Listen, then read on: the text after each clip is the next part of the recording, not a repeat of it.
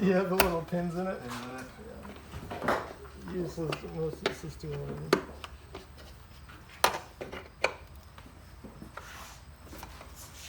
Give us a smile, Evan. Don't do that again. Not allowed. Just kidding. Not allowed. Hi, Bob Canote, and welcome back to the Camp Chaos Chronicles. What we're going to do this episode is to introduce you to the Champ Car series and explain what we found so attractive about using the Jaguar XJ6 as a race car.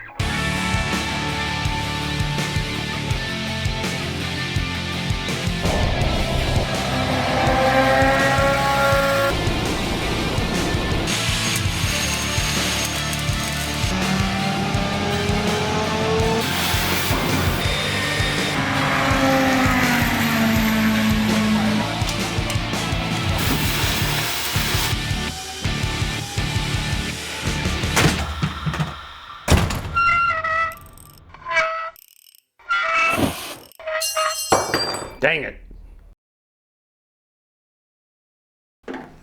Now, to explain more about the Champ Car series, I'm going to defer to a former student of mine, Shane Gerwing, who is a Delta airline pilot and is currently competing in the Champ Car series with his own car. So take it away, Shane. All right, Shane Gerwing here from Camp Chaos. One of the projects we're doing is building a Champ Car. And for those of you that aren't familiar with Champ Car is an endurance racing series that races on tracks throughout the United States, circuit track racing, and they take ordinary cars that were once on the road and convert them to race cars to compete in extensive road circuit endurance racing. So races typically last from 7 hours to 24 hours, and you have multiple drivers. Some teams have up to 5 drivers. You need a minimum of at least 2, and you perform pit stops every 2 hours. You do a driver change and add fuel and continue on. So the idea is to take a car that was once on the road and turn it into a race car and put a roll cage in it and a few other safety items and go racing at an affordable, to make it affordable so that ordinary people can go have fun and catch these bucket list tracks. Now the cars start out with a starting point value, so they handicap all the cars to 500 points. So each car, some cars have starting point values of as low as 150 points. Some are at 500 points right off the bat. And what the points allow you to do is make modifications to the car to handicap them so that they're all supposed to be relatively the same. You can take a 150 point car, that gives you 350 points to work with to add performance modifications to it to make it be competitive with a car that would have a starting point value of 500 points, so that it kind of evens the playing field. Captain Chaos has got the right group of people together that are going to build a good, fast car that's going to be well built, and everyone's got a lot of good, high quality craftsmanship and good resources available to us to build a car that's going to be competitive, and I think we're going to have a ton of fun with it. It's addicting. Once you do it, you're hooked.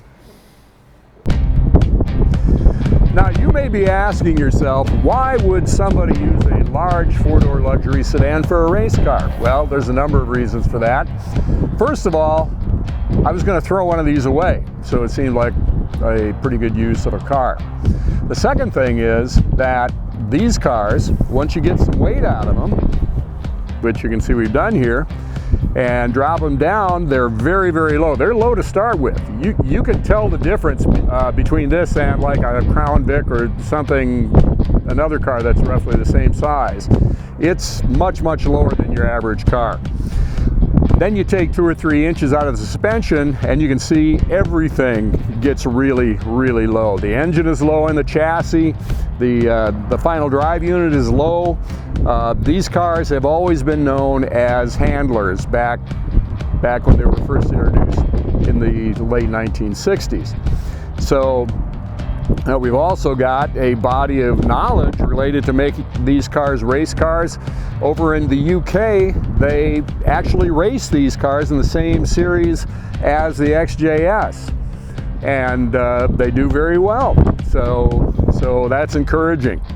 And just to give a little sense of scale here, we got a 2013 Ford Fusion, which is kind of typical of the cars that you see on the road today. You can see that it's a much taller car, front-wheel drive, of course. But anyway, that's what we got, and that's what we're going with.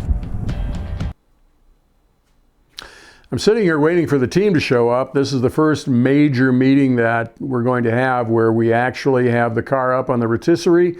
We're going to be banging off undercoating and removing rust and start to do a disassembly work on the various components like the final drive assembly and the front subframe and that sort of thing.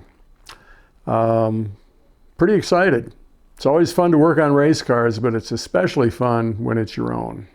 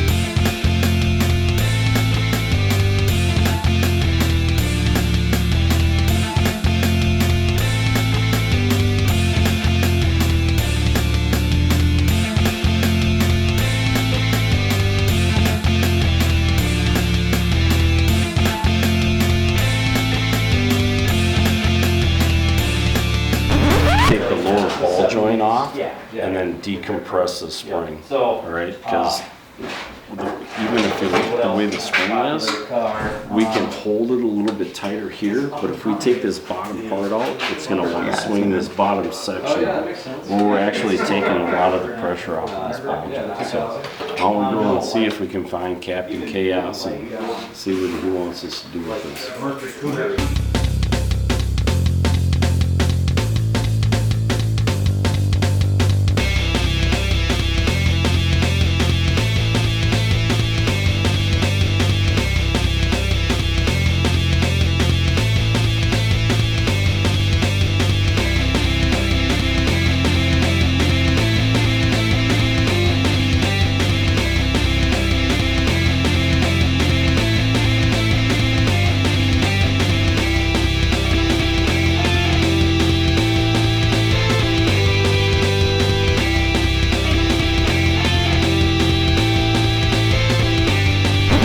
That spring well, you still comes out about that long. You'll eventually take it apart. But my point is, you got all that stuff caging it up. No, what he's saying is not this. There's bolts underneath here. There's bolts under here. Off. You're good. Yeah, there's bolts under here. To get that whole. Oh, I didn't realize that. And then you can, because... Goofy Jaguar car. How long have you owned Jaguars? 20 years? Well, you've never owned an XJ40. No. Yeah. But you have owned an X300. All right, I see what you're saying.